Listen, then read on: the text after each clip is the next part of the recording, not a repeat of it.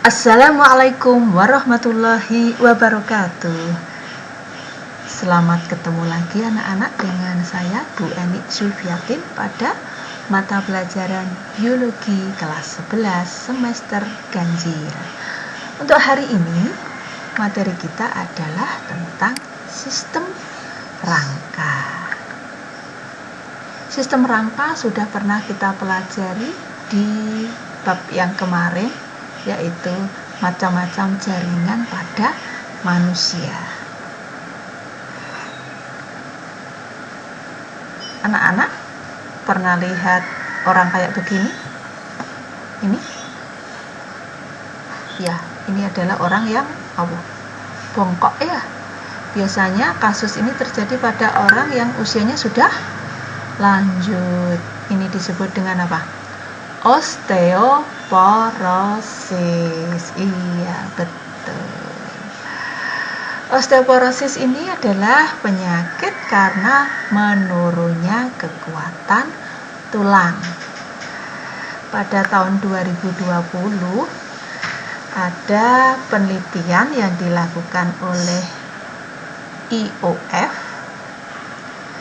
bahwa perempuan dan laki-laki yang berusia 50 tahun itu diteliti, ternyata apa? Ternyata dari 3 perempuan itu yang 1 kena osteoporosis, sedangkan 5 laki-laki yang 1 yang terkena osteoporosis. Berarti kasusnya kalau pada pria lebih rendah dibandingkan dengan pada wanita. Kenapa bisa begitu? Nanti kita akan tahu ya. Jadi setelah anak-anak mempelajari materi hari ini, anak-anak bisa menjelaskan fungsi rangka, mengetahui struktur rangka, membedakan tulang rawan dan tulang keras, mengidentifikasi jenis tulang berdasarkan bentuknya, dan menguraikan hubungan antar tulang. Jadi yang kita bahas adalah ini ya. Data konsep kita. Sekarang apa itu fungsi rangka? Di antaranya adalah memberi bentuk tubuh. Jadi antara hewan satu dengan hewan yang lain bentuknya berbeda karena memang rangkanya berbeda. Kemudian membentuk persendian sehingga memungkinkan terjadi pergerakan. Kemudian untuk menempelnya otot sehingga tulang disebut dengan alat gerak pasif. Kemudian tulang sebagai alat pengungkit.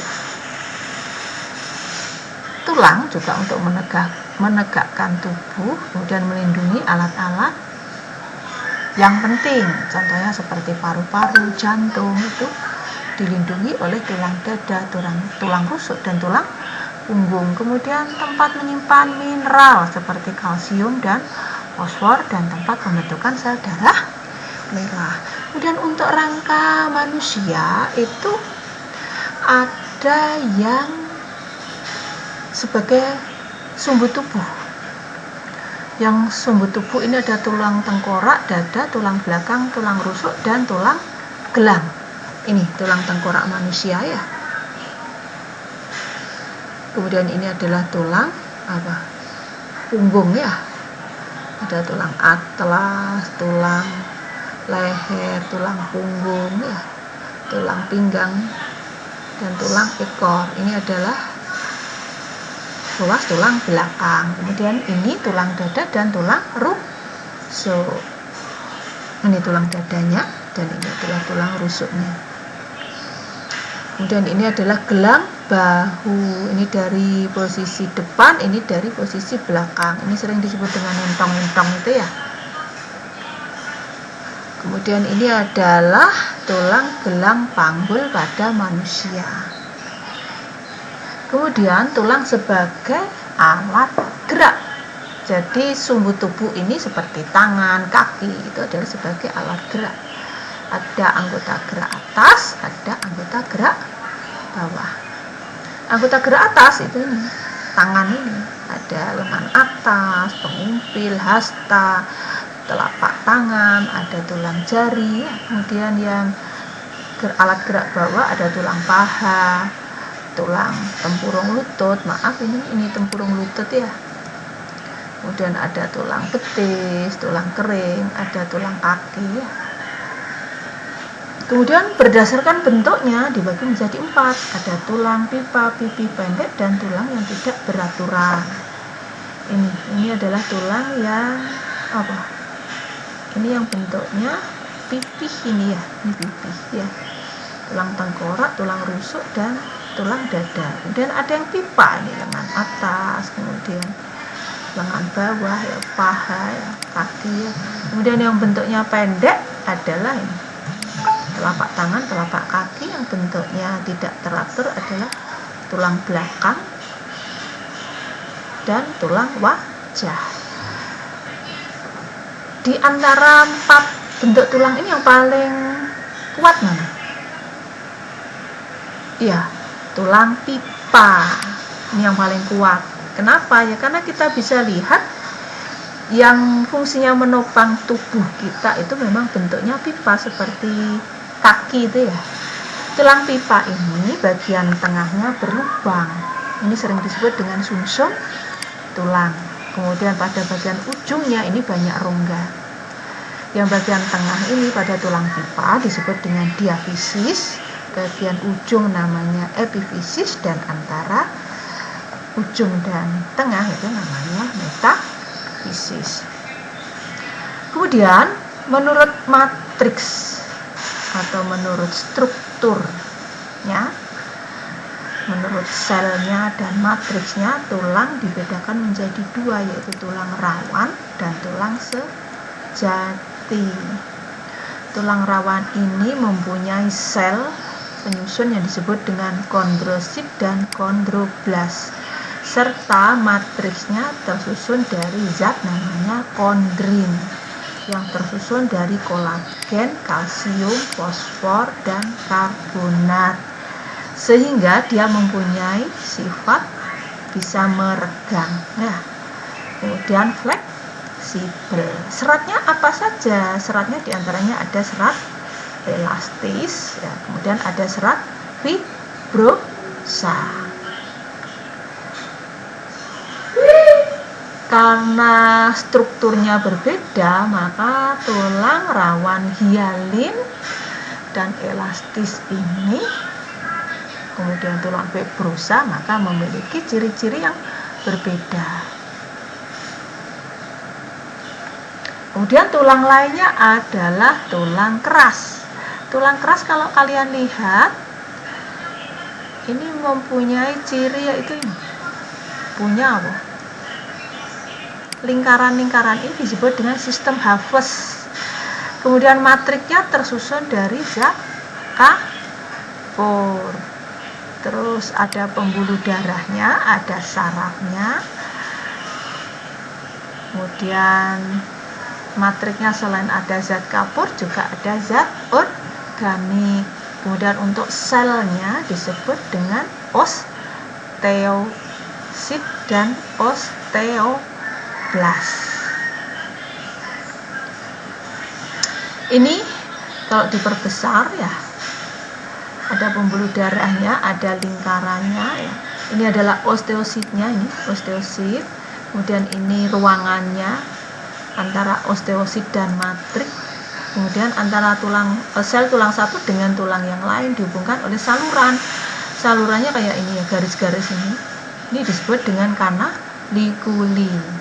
Jika seseorang bertambah umur, maka massa tulang atau kekompakan tulang akan menurun sehingga tulang mudah keropos. Ini disebut dengan tulang kompak. Kemudian ada lagi yang lubang-lubang itu namanya tulang berongga atau spon. Tulang berongga atau spon ini karena ada sel yang namanya osteoklas ini mengikis sel tulang dan melubang-lubanginya. Kemudian ini adalah sendi.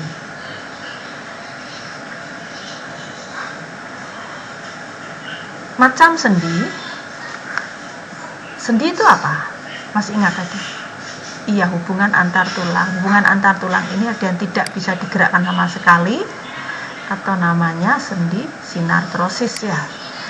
Ada yang bisa bergerak sedikit, atau namanya diartrosis, dan banyak gerak atau disebut dengan amfiartrosis.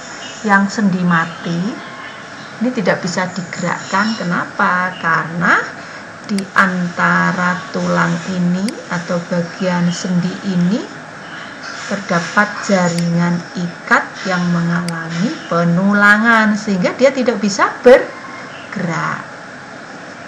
Contohnya adalah pada tulang rusuk dan tulang dada. Kemudian saya ulangi, ini untuk sinartrosis. Yang sinkondrosis itu contohnya pada tulang rusuk dan tulang dada. Kemudian yang kedua adalah sendi kaku. Ini sendinya bisa digerakkan tetapi sedikit. Kenapa?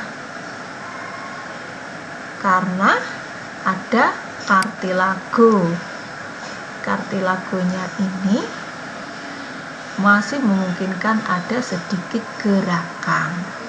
Contohnya pada ruas tulang belakang. Kemudian yang terakhir adalah sendi yang bebas bergerak.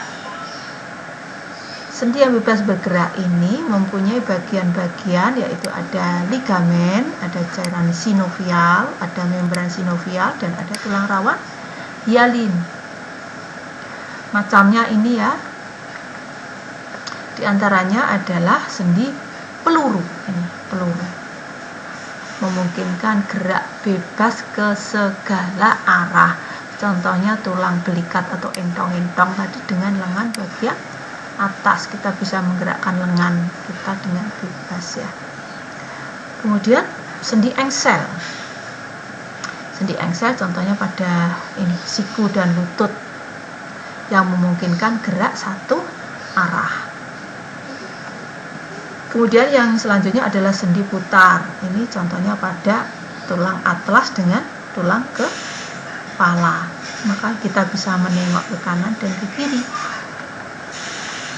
Kemudian sendi pelana. Ini pada ibu jari dengan telapak tangan yang memungkinkan gerak dua arah. Kemudian sendi geser. Ini gerak rotasi pada satu bidang, contohnya pergelangan tangan dan antar tulang pergelangan kaki. Kemudian sendi ovoid, tulang pengumpil dengan pergelangan tangan. Tulang pengumpil itu tulang yang langsung berhubungan dengan ibu jari ya.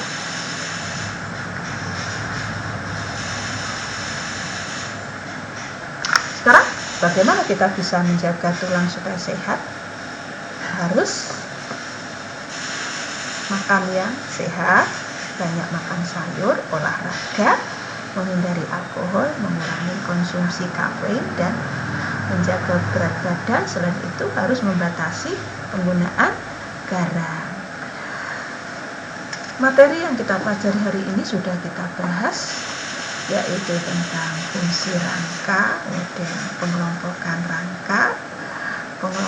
rangka berdasarkan bentuknya, kemudian jenis tulang, macam sendi. Sekarang kalian diberi tugas oleh ibu guru ya, yaitu menggambar struktur anatomi tulang ras. Kemudian silahkan difoto dan kirim di classroom. Terima kasih anak-anak, materi kita hari ini. Semoga saja kita bisa bertemu kembali pada materi selanjutnya tentang otot. Itu saja yang saya sampaikan. Assalamualaikum warahmatullahi wabarakatuh.